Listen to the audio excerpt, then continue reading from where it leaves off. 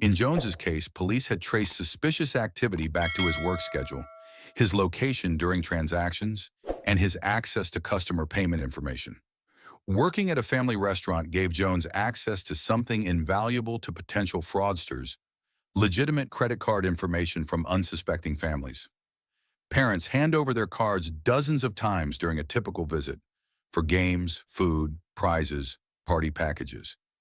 Each interaction represents an opportunity for someone with malicious intent. The digital evidence was mounting.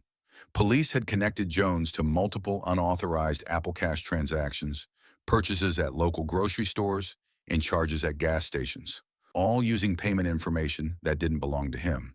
The amounts might seem small individually, but collectively, they represented a significant financial crime. Behind every fraudulent transaction was a real victim. Families who trusted Chuck E. Cheese with their payment information, only to discover unauthorized charges on their statements weeks later. Identity theft doesn't just steal money, it steals peace of mind, forces victims to close accounts, dispute charges, and question where their personal information might be compromised. When the moment came to make the arrest, police faced an unprecedented challenge. How do you apprehend a suspect who's literally wearing a costume, surrounded by children, in the middle of a busy family restaurant? The optics alone were a nightmare, but the law doesn't pause for awkward circumstances. You can hear the uncertainty in their voices. These officers have probably arrested people in all kinds of situations, but never someone dressed as a beloved children's character. The legal obligation was clear. They had probable cause and a warrant. The execution, however, would require careful navigation. As they watched Jones entertaining children, the officers faced a moral dilemma that extended beyond legal procedure. These kids were about to witness their hero being handcuffed and arrested.